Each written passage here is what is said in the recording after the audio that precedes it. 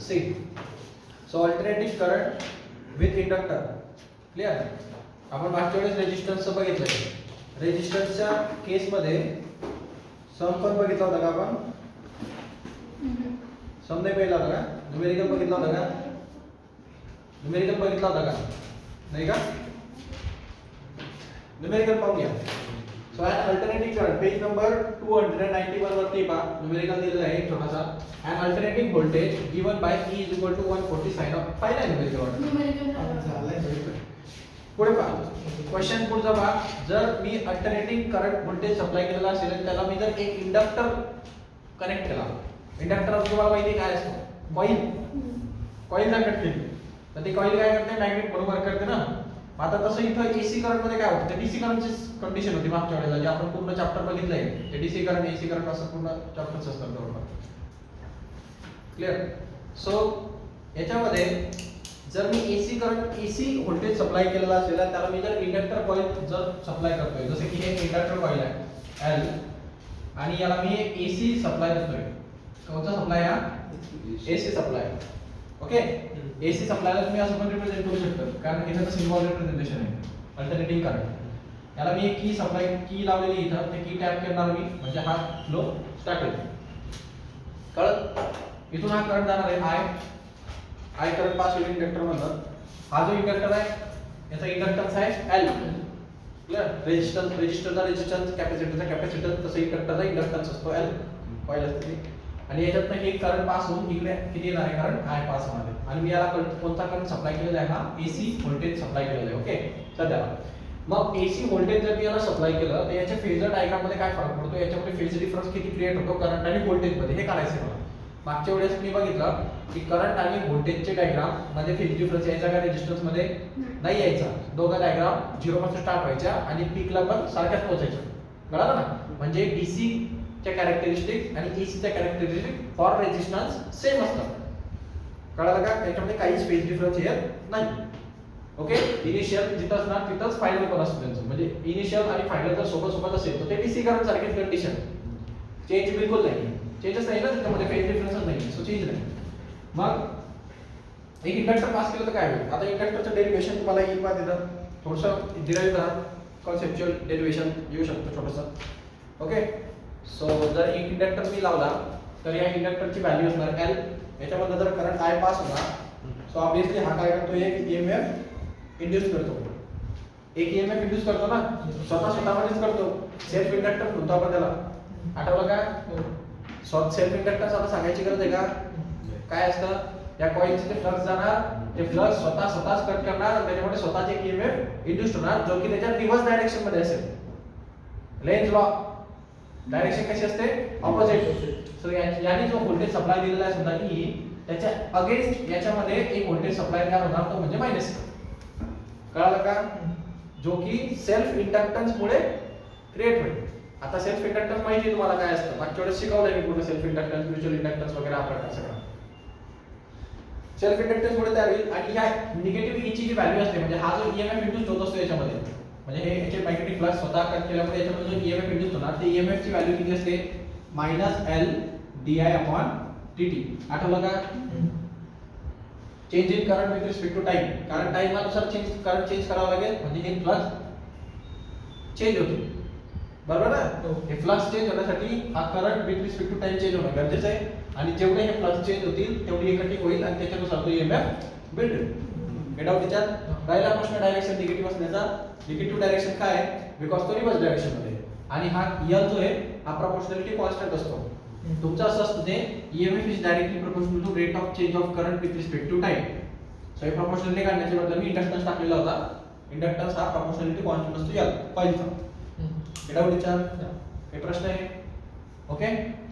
So हा formula तुम्हाला माहिती आहे मागच्या चॅप्टरमध्ये डिस्कस केला आहे. ओके. सो इथपर्यंत आहे बात. मी आता हे समजलं तुम्हाला सर्किट काय आहे? एक की क्लोज केली जाणार मग करंट फ्लो होणार मग याच्यामधून करंट पास होणार मग याचे मॅग्नेटिक फ्लक्स प्रोड्यूस होतील मग इथं सेल्फ इंडक्टन्स होईल मग त्याच्यामुळे एक ईएमएफ इंड्यूस होईल जो की रिव्हर्स डायरेक्शन मध्ये असेल. त्याची व्हॅल्यू किती असेल?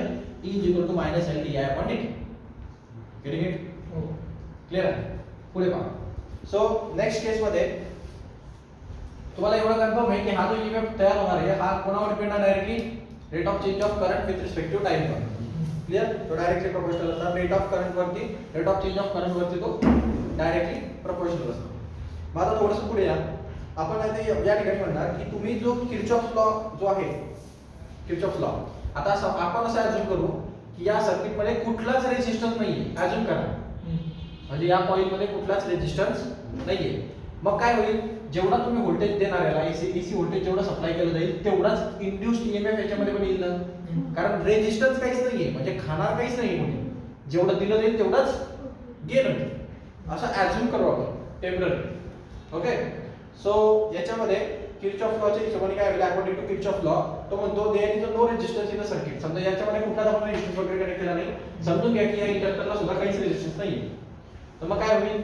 तुम्ही जो सप्लाय केलेला पोटेन्शियल होतं म्हणजे सप्लाय केलेला व्होल्टेज होतं तेच तुमचं गेन व्होल्टेज असणार. कळलं का? हे निगेटिव्ह असेल ना, हे मायनस साइन इकडे इकडे. कळलं का? हे इंड्यूस्ड व्होल्टेज आहे आणि हे सप्लाय केलेलं व्होल्टेज आहे. कळलं का? इंड्यूस्ड व्होल्टेज आणि सप्लाय केलेलं व्होल्टेज इक्वल असणार बिकॉज ऑफ रेजिस्टन्स 0. कळतंय? समजा मग आता पुढे पहा. मग तुम्ही सप्लाय केलेलं व्होल्टेज किती असेल? तर ते असेल मायनस हा ई म्हणजे काय असतो? Minus D I upon D T. म्हणजे मी याला असं लिहू शकतो का minus L D I upon D T. हे म्हणजे तुम्ही सप्लाय केलेलं व्होल्टेज भेटेल आपल्याला एसी कडून किती सप्लाय होतोय. कळतंय ना? एसी कडून सप्लाय व्होल्टेज हा मायनस मायनस कॅन्सल म्हणजे सप्लाय केलेलं व्होल्टेज भेटणार L D I upon D T. Clear आहे? एल म्हणजे काय? Inductance. D I upon D T rate of change of current आणि हे तुम्ही सप्लाय केलेलं व्होल्टेज म्हणजे या व्होल्टेज सप्लायने किती सप्लाय केलं. एका शब्दात काढलं मी असं अजून केलं की याच्यामध्ये रेजिस्टन्स 0 आहे. सप्लाय केलेलं voltage is equal to induce voltage असणार. इंड्यूस व्होल्टेजचा फॉर्म्युला सबस्टिट्यूट केला मायनस मध्ये कॅन्सल झाला. हे डाऊट त्याच्यात पुढे पहा. देन आता हे एका छोट्याशा करंटसाठी ची गोष्ट होती. म्हणजे एक rate of change of current with respect to time म्हणजे करंट टाइमाच्या नुसार जे चेंज होतं त्याच्यानुसार. म्हणजे एक चेंज झाला तर एवढं होतं. म्हणजे एक करंट मध्ये थोडा 1 युनिट चेंज झाला तर एवढा ईएमएफ भेटतो. असं किती चेंज करंट मध्ये भरपूर चेंजेस होणार आहेत नाही. याचं काय करावं लागेल? पूर्ण ईएमएफ जर काढायचं असेल टोटल व्होल्टेज सप्लाय तर काय करावं लागेल? इंटिग्रेशन. म्हणजे या रेट ऑफ चेंज ऑफ करंटचं पूर्ण इंटिग्रेशन होईल. म्हणजे पूर्ण फ्लक्च्युएशन समजतील आपल्याला करंटचे. एका फ्लक्च्युएशनसाठी एवढा ईएमएफ आहे. याचं मीनिंग काय आहे? एका सेकंड मध्ये जे फ्लक्च्युएशन होतं त्यानुसार एवढं असे किती सेकंद राहिले ते त्याच्यानुसार तेवढं व्होल्टेज मिळेल. मग त्यासाठी काय करावं लागेल तुम्हाला? इंटिग्रेट करा. काय इंटिग्रेट सिस्टमला आता DI ला थोडंसं इंटिग्रेट करून घ्यायचं. तो DI ची व्हॅल्यू काढा. म्हणजे आपल्याला टोटल करंट आपण किती पास केलं ते काढायचं आहे. मला काय करायचंय? करंट किती पास केलं टोटल. मग मी काय करतो? हा dt थोडा इकडे करून घेतो, हा इकडे करून घेतो. म्हणजे मला DI चा फॉर्म्युला काय भेटेल? DI इक्वल टू हा dt इकडे मल्टिप्लाइड l इकडे डिवाइड.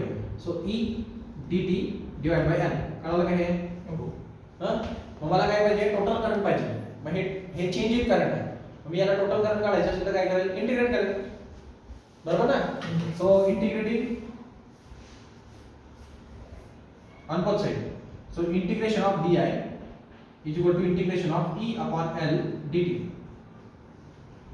कळतंय हे? गेट आउट यायचं. आता पुढे पहा. जसं आपल्याला माहिती आहे की हे जे E आहे हे आपण सप्लाय केलेलं व्होल्टेज आहे आणि सप्लाय केलेलं व्होल्टेज कोणत्या फॉर्मॅट मध्ये होतं? AC. आणि AC हे एक वेव्ह असते म्हणजे व्होल्टेजची एक सायनोसॉइडल वेव्ह असणार आणि ही वेव्हचं इक्वेशन मॅग्नेट्यूडचं इक्वेशन तुम्हाला माहिती आहे. काय असते ते? x a sin of omega t. आठवलं का ते?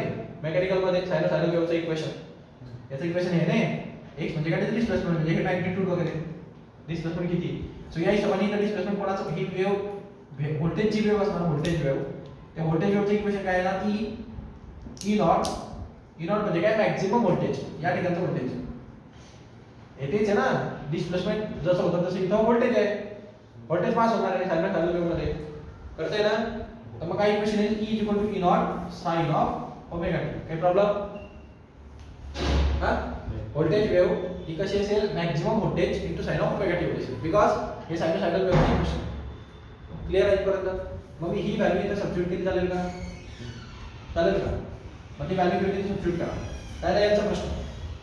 L हा इंडक्टन्स आहे आणि ते कॉन्स्टंट व्हॅल्यू असते. सो त्यामुळे इंटिग्रेशनच्या पद्धतीचा काही रोल आहे का? तो इंटिग्रेशनच्या बाहेर आहे. कॉन्स्टंट आहे ना. मी तुम्हाला काय सांगतो? कॉन्स्टंट नंबर असतो. प्रपोर्शनॅलिटी कॉन्स्टंट टाकला होता बघा तुम्ही. काय टाकला होता? Proportionality constant. कॉन्स्टंट आहे ना मग. सो याची काही व्हेरिएबल व्हॅल्यू नसणार आहे. सो हा या याच्या बाहेर येईल D integration of D I म्हणजे काय होईल टोटल करंट होते बरोबर derivative integration cancel total current 1/L बाहेर निघेल integration of E D dt बनेल हे डाऊट आहे ई ची व्हॅल्यू काय असते आपल्याला माहिती आहे काय असते ती E nought sine of omega t कळालं dt काय प्रश्न आहे का याच्यात ओके काय डाऊट इथपर्यंत करताय ना पुढे बघा इंटिग्रेशन घेऊ का काय इंटिग्रेशन भेटेल ई नॉट पण मॅक्सिमम व्हॅल्यू आहे व्होल्टेजची इथं डेरिव्हेटिव्ह ऑफ टी मी घेतोय म्हणजे ई नॉटचा काही संबंध येईल का कॉन्स्टंट नंबर आहे ती व्होल्टेज मध्ये डेरिव्हेटिव्ह कोणाचा घ्यावा लागेल साइन ऑफ ओमेगा टी चा साइन ऑफ ओमेगा टी चा डेरिव्हेटिव्ह नाही integration minus cos of omega T म्हणजे ओमेगा टी चा डेरिव्हेटिव्ह घ्यावा लागेल खाली ओमेगा नाही कळाला शिकलो ना इंटिग्रेशन हो म्हणजे करून दाखवतो बघा तुम्हाला हे ई नॉट मॅक्सिमम व्हॅल्यू असते पीक व्हॅल्यू असते ती त्याची व्हेरिएबिलिटी काही नाही ओके सो त्यामुळे ही पण कॉन्स्टंट राहील बाहेर कळतंय का डेरिव्हेटिव्ह फक्त टी च्या टर्म्स मध्ये येणार टी ने येतोय ना टी च्या टर्म्स वाल्यांचाच फक्त इंटिग्रेशन निघतं डेरिव्हेटिव्ह ने ऍक्च्युअली इंटिग्रेशन निघतं सो पहा हे I is equal to E nought L sine of omega t चे इंटिग्रेशन काय निघेल minus cos of omega t आणि ओमेगा टी चा डेरिव्हेटिव्ह घ्यावा लागेल ना पुढे 1 ओमेगा कळालं का प्लस सी हा मग काय होईल minus cos of omega t divide by omega असा आन्सर भेटतो तुम्हाला बरोबर मग ऍक्च्युअली करंटचा फॉर्म्युला आला काय झालं मग करंटचा ऍक्च्युअल फॉर्म्युला हे current is equal to E not म्हणजे maximum voltage upon inductance into minus cos of omega t divide by omega omega म्हणजे अँगुलर वेलोसिटी टी म्हणजे टाइम रिक्वायर्ड क्लियर एवढं सगळं मल्टिप्लिकेशन हे असणार total flowing current through the circuit fit out आहे कळतंय ना आता पुढे बघा जसं की कॉन्स्टंटचं कॉन्फिगरेशन जर समजा मला माहिती असेल जसं की आता इथं जे कॉन्स्टंट इंटिग्रेशन आहे जो टाइम डिपेंडंट आहे dimension of I as the EMF oscillates about 0 I also oscillate about 0 so that there cannot be any component of current which is time independent clear so that the integration constant is 0 आता याच्यामध्ये काय असतं की त्यांनी integration constant या ठिकाणी 0 घेतला तरी चालेल असं म्हणतात म्हणजे पुढचा कॉन्स्टंटला नाही पकडलं तरी चालेल कारण तो टाइम इंडिपेंडंट नाही इंडिपेंडंट आहे टाइमवर डिपेंड नाही कॉन्स्टंट त्यानंतर इथं महत्त्वाचा मुद्दा होतो हे कॉस ऑफ ओमेगा टीचा तुम्हाला माहिती आहे की जर व्होल्टेज सप्लाय सायनोसॉइडल वेव्ह मध्ये जातोय अल्टरनेटिंग करंटचा तर करंटची वेव्ह सुद्धा कोणची वेव्ह असते करंट सुद्धा कोणच्या वेव्ह मध्ये जाणार सायनोसॉइडल करंट सुद्धा सायनोसॉइडल वेव्ह मध्ये जातो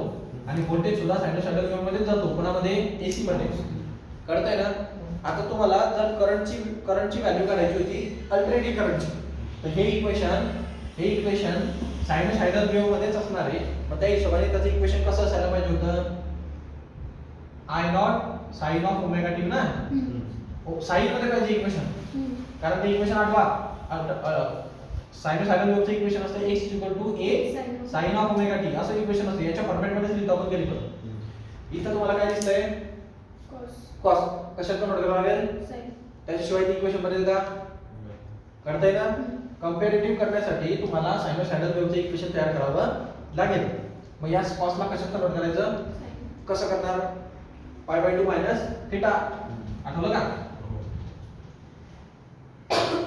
हा म्हणजे कोणचा क्वाड्रंट येतो फर्स्ट क्वाड्रंट येतो ना π/2 मायनस थीटा म्हणजे फर्स्ट क्वाड्रंट या ठिकाणी फक्त हे पुढचं साइन चेंज होतं आणि π/2 असल्यामुळे कॉसचं साइन होऊन जातं आणि सगळे व्हॅल्यू इथं पॉझिटिव्ह असतात आठवलं का त्या लाईन अँगल मी प्रत्येक वेळेला ही गोष्ट यूज करतो बघ मला जेव्हा फंक्शन चेंज करायचं असतं ओके का फंक्शन चेंज करायचं ते कळलं का सायनोसॉइडल वेव्हचं इक्वेशन पाहिजे सो त्याच्यामध्ये साइन वेव्ह आली पाहिजे ना की कॉस मग मी त्याला चेंज करतो थोडंसं so I = E not L आता हे मायनस आहे म्हणून तर मायनस लिहितो थोडंसं पुढे सो हे मायनस लिहून टाकतो हा ओमेगा पण पुढे घेऊन टाकतो ओके हा ओमेगा पण म्हणजे काय होतं फक्त इथं cos of omega t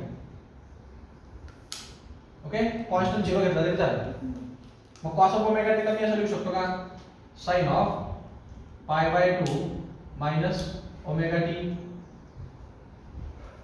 sine of pi by 2 minus theta म्हणजे ऍक्च्युअल व्हॅल्यू त्याची कॉस ऑफ ओमेगा टीच आहे. बरोबर ना. मी रिअरेंज केलं त्याला साइन मध्ये कसं करतात, फंक्शन चेंज करायचं असेल तर पाय बाय 2 मायनस थिटा वापरा म्हणजे फक्त फंक्शन चेंज होईल, साइन वगैरे काही चेंज होत नाही. कळलं का? अलाइड अँगल मध्ये शिकलो आपण हे फर्स्ट क्वाड्रंट मध्ये येणार त्यामुळे पॉझिटिव्हच असेल आणि पाय बाय 2 असल्या कारणाने कॉसचं साइन होऊन जाईल. कळलं का? सो ही व्हॅल्यू इथे सबस्टिट्यूट केली मी. आता मला पहा, तुम्हाला एक गोष्ट कळत असेल की इक्वेशन तुम्हाला तुमच्या नॉर्मल इक्वेशन सारखं जाणवतंय का? ओके. आता थोडं लक्ष द्या इकडे पहा. हे सायनोसॉइडल वेव्हचं इक्वेशन झालंय पहा. त्या हिशोबाने आता या ठिकाणी काय आहे, ओमेगा इंटू एल म्हणजे वेलॉसिटी इंटू याचा इंडक्टन्स आहे समजा हे ओमेगा एल आणि हा आहे पीएमएफ. हे ओमेगा एल याचा रेजिस्टन्स असतो. या कॉइलचा काय असतो तो रेजिस्टन्स म्हणून वर्क करतो. या कॉइलचा कोण म्हणून काम करतं, रेजिस्टन्स म्हणून ओमेगा एल. लक्षात ठेवा ही गोष्ट कामाला येणार आहे पुढे. इंडक्टन्सचा जर तुम्हाला रेजिस्टन्स पाहिजे असेल इंडक्टरचा तर काय करायचं, त्याची वेलॉसिटी अँग्युलर वेलॉसिटी इंटू त्याचा इंडक्टर करायचा, तुम्हाला त्याचा रेजिस्टन्स मिळतो. कळालं का? यातून यायचंय पुढे लवकर आलं. ओके. ही गोष्ट लक्षात ठेवा. म्हणजे मी याला इनडायरेक्टली रेजिस्टन्स म्हणू शकतो आणि हा व्होल्टेज सप्लाय आहे की नाही. सो व्होल्टेज अपॉन रेजिस्टन्स म्हणजे इनडायरेक्टली काय होईल, करंट. V IR असतं ना. मग व्होल्टेज अपॉन रेजिस्टन्स केला मी तर काय भेटतं आपल्याला, करंट भेटेल ना. हे डाऊट घ्यायचा.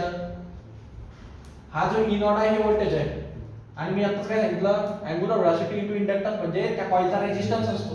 म्हणजे त्याच्यामध्ये जे ड्रॉप होणार आहे तो ड्रॉप केवढा असतो, ओमेगा इंटू एल असतो. म्हणजे हे व्होल्टेज अपॉन रेजिस्टन्स झालं की नाही. मग व्होल्टेज अपॉन रेजिस्टन्सचा मी करंट म्हणू शकतो का, म्हणू शकतो का.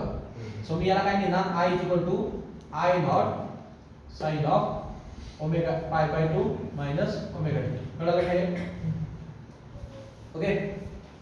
आता थोडं इकडे लक्ष द्या. इथं मायनस लागणार आहे हे वरचं. हां आता थोडं त्यांनी चेंज केलं. हे मायनस साइन जर मला काढायचं असेल तर मी काय करेल, ओमेगा टी इकडे पाय बाय 2 इकडे करून घेईन. हे कळतंय का? ओमेगा टी इकडे पाय बाय 2 इकडे केला तर हे मायनस साइन मध्ये मर्ज होते. ओके. म्हणजे काय होईल पहा, I equal to I nought sine of, मग याच्या बदल्या काय होईल, मायनस साइन मर्ज होण्याच्या बदल्या ओमेगा टी पुढे येणार आणि पाय बाय 2 मागे जाणार. अलाइड अँगल म्हणून आलंय, सांगायची गरज नाही, फक्त स्टेप लक्षात ठेवा. ओके. मॅक्झिमम करंट पीक करंट ही जी वेव्ह असते ना याच्यामध्ये ही जी पीक व्हॅल्यू येते करंटची तिला I नॉट म्हणतो आपण. सो I नॉट म्हणजे maximum current into sine of omega t minus pi by 2. कळतंय का? आता हे इक्वेशन तुम्हाला सायनोसॉइडल इक्वेशन वाटत नाही का? मॅच करा. x a म्हणजे मॅक्झिमम पाय, x म्हणजे डिस्प्लेसमेंट असतं, a म्हणजे मॅक्झिमम डिस्प्लेसमेंट असतं amplitude sine of omega t असतो. हा ओमेगा टी म्हणजे अँगल असतो. आता हा ओमेगा टी मध्ये पाय बाय 2 नी लॅगिंग झाली आहे म्हणजे फेज डिफरन्स आला ना. समजलं का? हा फक्त पाय बाय 2 राहिला असता तर ते दोघं सारख्या पॉईंट पासून स्टार्ट झाले असते आणि सारख्या पॉईंटवर जाऊन टच झाले असते. पण या ह्याच्यामध्ये तुम्ही म्हणणार की हे सायनोसॉइडल वेव्हच्या इक्वेशनला मॅच करतं. मग या ठिकाणी I नॉट ची व्हॅल्यू म्हणजे काय झाली, E नॉट ओमेगा एल. हे लक्षात ठेवा. I नॉट म्हणजे मॅक्सिमम करंटची व्हॅल्यू काय असते, E not upon omega L. हे सांगितलं तुम्हाला मी आता. व्होल्टेज सप्लाय आणि हा रेजिस्टन्स असतो. व्होल्टेज अपॉन रेजिस्टन्स म्हणजे करंट असतो. Maximum current, maximum voltage supply upon resistance is equal to maximum current. काय डाऊट? याच्यात महत्त्वाची गोष्ट काय होती, हे सगळं कशासाठी काढलं, हे सगळं याच्यासाठी काढलं की मागच्या रेजिस्टन्स मध्ये तुम्ही पहा हा पाय बाय 2 असा आला नव्हता तिथून, डायरेक्ट ओमेगा टी आला होता. बरोबर ना. हे पाय बाय 2 काय रिप्रेझेंट करतंय की सुरुवातीलाच फेज डिफरन्स आहे किती डिग्रीचा, पाय बाय 2 डिग्रीचा. सुरुवातीलाच फेज डिफरन्स पाय बाय 2 डिग्रीचा आहे आणि ही current wave minus pi by 2 ना, म्हणजे पाय बाय 2 आधी निघते. कळालं का? म्हणजे पाय बाय 2 नी उशिरा जातली इथे. मायनस पाय बाय 2 ना, ओमेगा मायनस पाय बाय 2 म्हणजे अँगल कमी होईल की नाही. बरोबर ना. म्हणजे साइनचा अँगल जर कमी होणार आहे तर ही वेव्ह उशिरा निघते, याच्या पुढे चालते कॉस वेव्ह. कळालं का? हे बॅकवर्डला आहे म्हणजे ही वेव्ह उशिरा निघाली आहे आणि कॉस व्होल्टेजची जी वेव्ह आहे ती आधी निघाली आहे. नाही कळालं? दोन वेव्हज आहेत त्यांचं कॉम्बिनेशन येतं. एक आपल्याकडे दोन अल्टरनेटिंग वेव्ह भेटणार आहेत. एक म्हणजे व्होल्टेजची एक म्हणजे करंटची. दोघं अल्टरनेटिंग व्होल्टेज असतात, अल्टरनेटिंग करंट असतं. समजलं का? फ्लो दोन गोष्टी आहेत, व्होल्टेज आणि करंट. व्होल्टेज सुद्धा अल्टरनेटिंग आहे, करंट सुद्धा अल्टरनेटिंग आहे. मी तुम्हाला फेज डिफरन्स सांगतो दोघांच्यामध्ये. आता तुम्हाला जर तुम्ही व्होल्टेजचे इक्वेशन घेतलं तर व्होल्टेजचे इक्वेशन काय भेटते तुम्हाला? काय होते? E sin of omega t. चला व्होल्टेजचे इक्वेशन पहा. व्होल्टेज तुम्ही किती सप्लाय दिला गेला होता तुमच्याकडनं? E E nought sin of omega t हा सप्लाय होता ना. आठवलं का? ते हे व्हॅल्यू तर टाकली होती का मी कुठेतरी?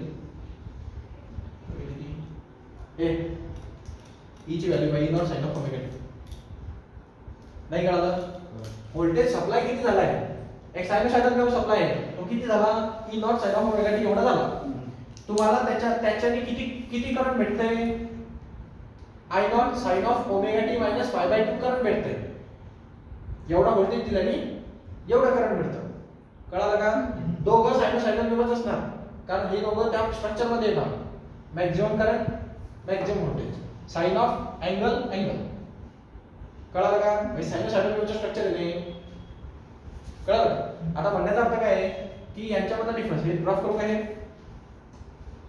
हे सगळं काढलं कशासाठी त्याचा आउटपुट समजून घ्या. हे काढायचं कसं ते सांगितलं, आता काढलं कशासाठी ते पण समजून घ्या.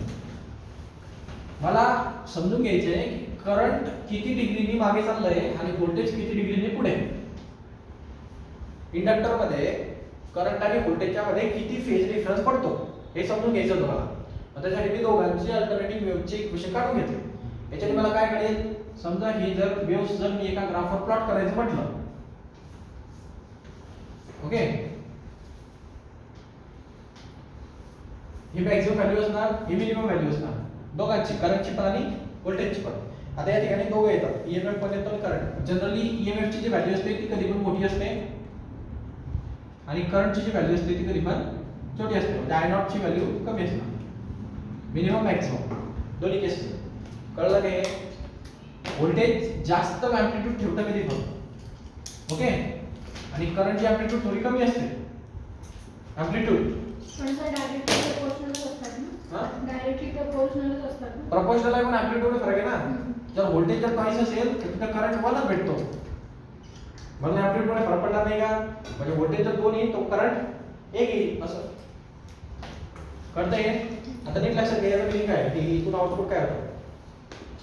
जर मी व्होल्टेजची वेव्ह ड्रॉ केली तर ही बरोबर साइन ऑफ ओमेगा टी येणार. तर जर आपण समजा साइन ऑफ 0 डिग्री घेतला तर इथं 0 डिग्री असणार ना, हे 0 डिग्री इथं, मग इथं पाय बाय 2 डिग्री, मग इथं पाय डिग्री, इथं 3 पाय बाय 2 डिग्री आणि इथं 2 पाय डिग्री. असं वेव्ह असते ती पुढे जाणारी. इकडे पण असते, इकडे मायनस पाय बाय 2 म्हणजे मायनस 90, इकडे मायनस पाय, बरोबर का? प्लस मायनस डिग्री मध्ये रोटेशन मध्ये. आता काय होते, मी जर का साइन 0 टाकले इथं तर हा ओमेगा टी 0 देईल की नाही? साइन 0 ची व्हॅल्यू 0च असते, म्हणजे पूर्ण ई ची व्हॅल्यू काय जाईल? 0 जाईल. नाही समजलं? वेव्ह ड्रॉ करा बरं. आपल्याला जर या पॉइंटला पाहिजे व्होल्टेज काय आहे तर कसं करणार तुम्ही?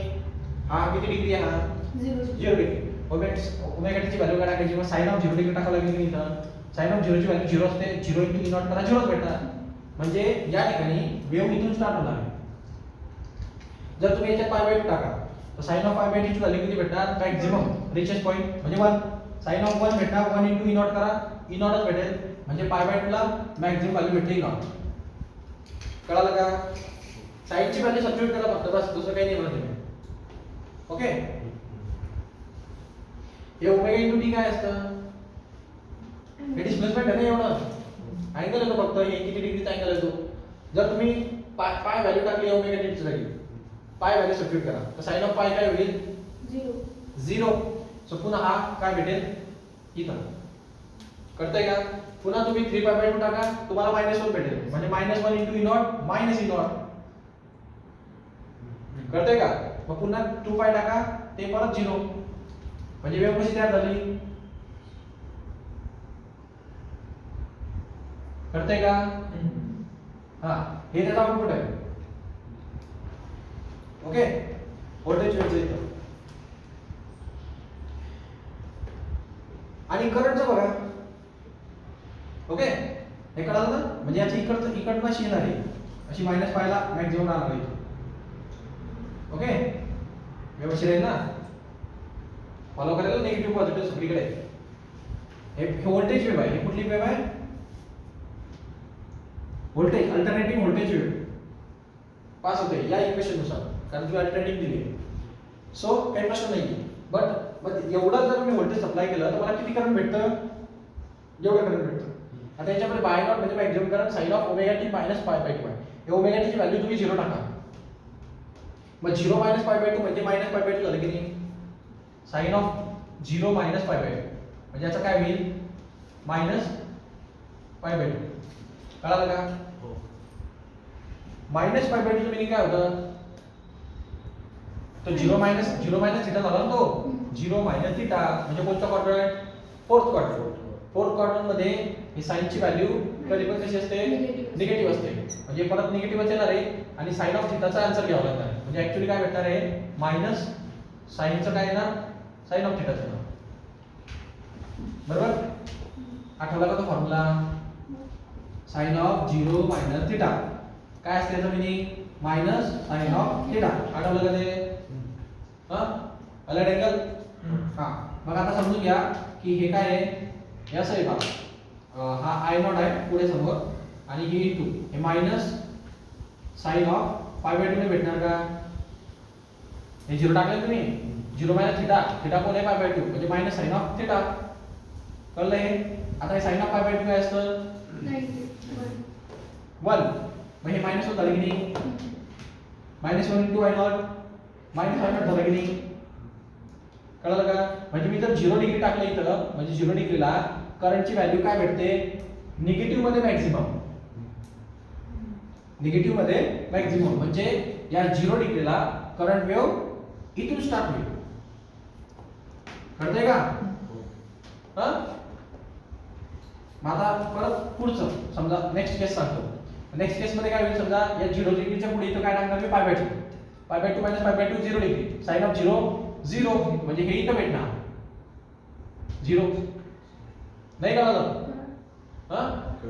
मग याच्यामध्ये पाय टाकणार. समजा इथं pi minus pi by 2 pi by 2. Sine of pi by 2 1 into I nought म्हणजे ते इथं भेटणार तुम्हाला पायला आय नॉट. कळतंय का? मग ही वेव्ह अशी फॉर्म होते.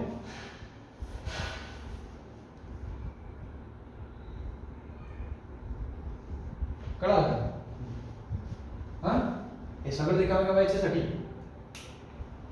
ओके, याच्यावर काय समजलं तुम्हाला?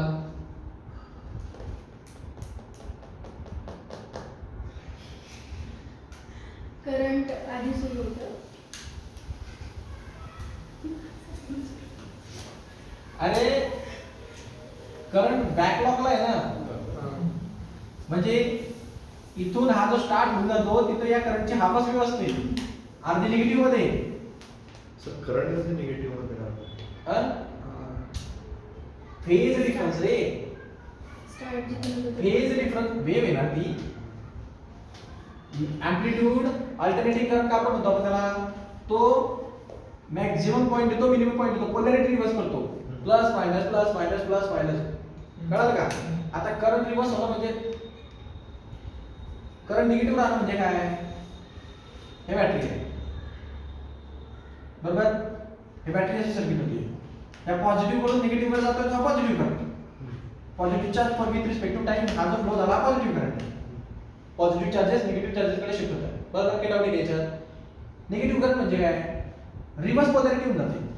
म्हणजे इलेक्ट्रॉन फ्लो व्हायला लागतात टाइम विथ रिस्पेक्ट टू कोणाकडे? पॉझिटिव्ह कडे. नाही कळलं? नॉर्मली फ्लो पॉझिटिव्ह कडून निगेटिव्ह कडे होते. मग तसं असं पण होतं ना की इलेक्ट्रॉन्स पण पॉझिटिव्ह कडे शिफ्ट व्हायला लागतात. जास्त इलेक्ट्रॉन्स संख्या वाढल्या म्हणजे याला म्हणतात पोलॅरिटी रिव्हर्स करतात. Polarity reverse. मग हे अल्टरनेटिंग करंट मध्ये होतं. असं कंटिन्युअसली होत राहतं ते एका सायकल मध्ये. मग ते आपण असं लिहितो positive negative positive negative positive negative. म्हणजे इथं नॉर्मल पोलॅरिटी, इथं reverse polarity, normal polarity, reverse polarity. कळलं का? याच्यामुळे तर तुमच्या फ्लक्स फ्लक्च्युएट होतं. मॅग्नेटिक फील्ड फ्लक्च्युएट का होते? याच्यामुळे तो होते. कंटिन्युअसली ते मागे पुढे मागे पुढे मागे पुढे चालू राहतं. पोलॅरिटी रिव्हर्स झालं. म्हणून तुम्हाला इथं ईएमएफ वगैरे जनरेट होताना दिसतो, मग मॅग्नेटिक इंडक्शन होतं, मग सेल्फ इंडक्शन होतं, मग म्युच्युअल इंडक्शन होतं, हे सगळे याच्यामुळेच आहे. कळलं का? मग याच्यातलं आउटपुट आहे. आउटपुट असं आहे की करंट हे लॅगिंग आहे कोणापेक्षा? व्होल्टेज पेक्षा. किती डिग्रीनी? डिफरन्स जाणवत नाही का तुम्हाला? हे पहा, हा करंट व्होल्टेज पाय बाय एवढा डिग्री जास्त आहे, पुढे निघाला याच्या. हा ऍक्च्युली इथून सुरू झालाय पास, हा इथून सुरू झालाय, त्याचा हे सायकल इथे येते. मग आपल्याला फक्त इथून पॉझिटिव्ह मध्ये दिसतं, बाकी अदरवाईज तो एवढी एवढी रिव्हर्स मध्ये. आणि याचं एक्स्ट्रा एवढं सायकल एक्स्ट्रा आहे व्होल्टेजचं पहा, जे की याच्या रिव्हर्स मध्ये, म्हणजे याच्याकडे म्हणजे हे आणि हे सेम झालं ना, हाफ सायकल मागते. पण हा एक्स्ट्रा जातोय पुढे, हा एक मागे चालतो. कळलं का? मग याच्यामध्ये तुम्हाला हे सांगतो की हा पाय omega sine of omega t minus pi by 2 म्हणजे काय? हा पाय बाय 2 डिग्रीनी लॅगिंग आहे, मागे फेज डिफरन्स आहे. म्हणजे वेव्ह व्होल्टेजची पुढे जाते पाय बाय 2 डिग्रीनी आणि करंटची वेव्ह पाय बाय 2 डिग्रीनी मागे चालते. समजलं का? लॅगिंग. मग तुम्हाला यावं लागतं ते कंपॅरिझन. डायग्राम काढायच्या अशा आणि तुझं लिहायचं. काय सांगायचं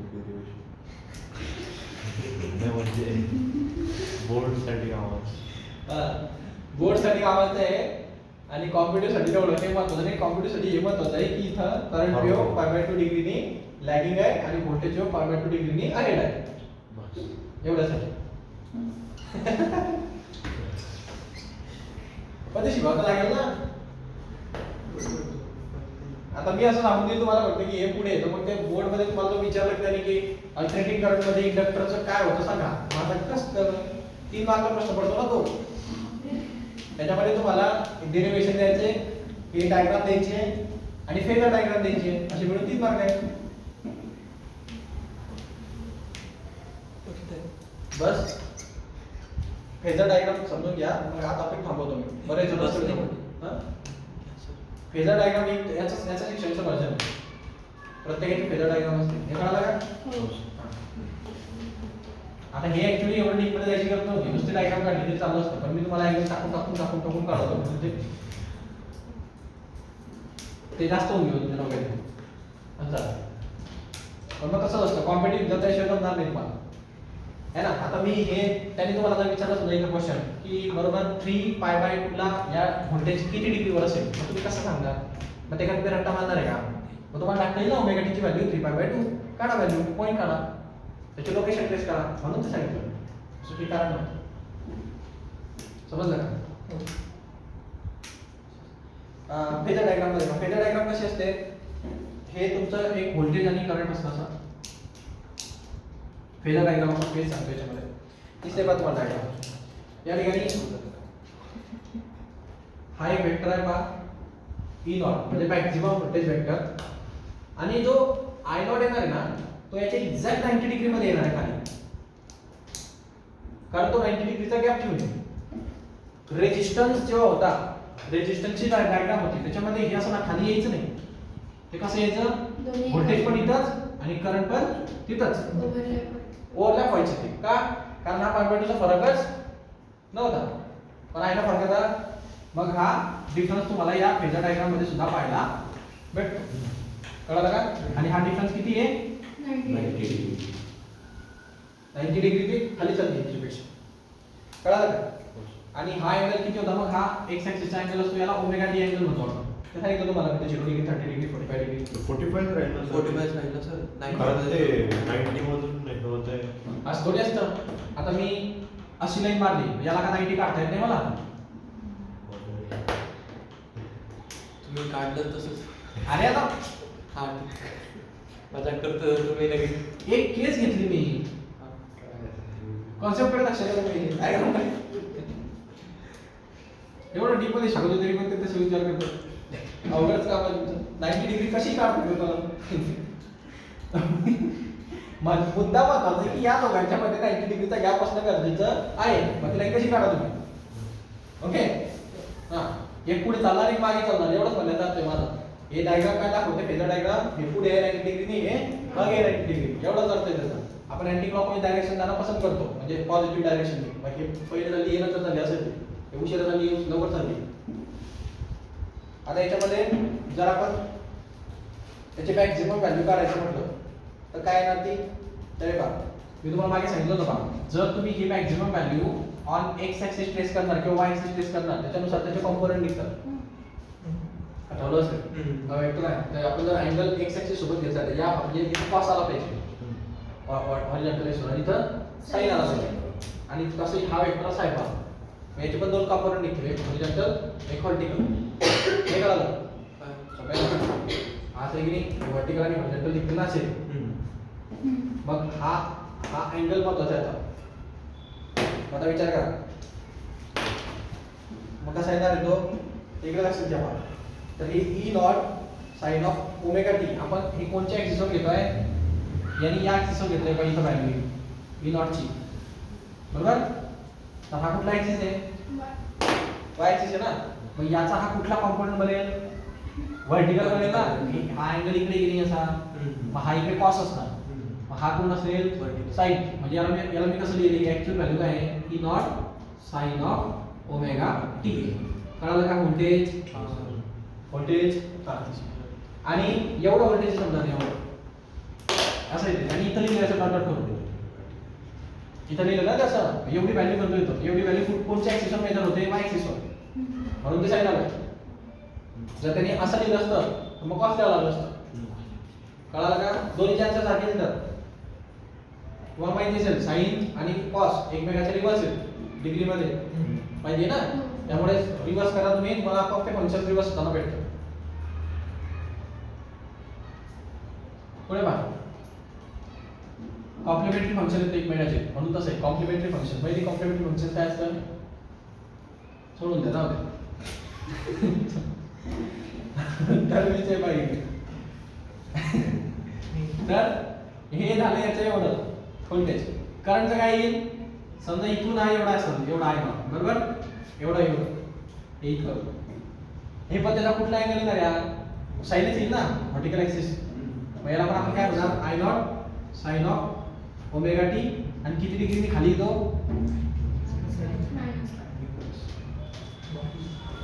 कळलं का. याला म्हणता फेजर डायग्राम काढता.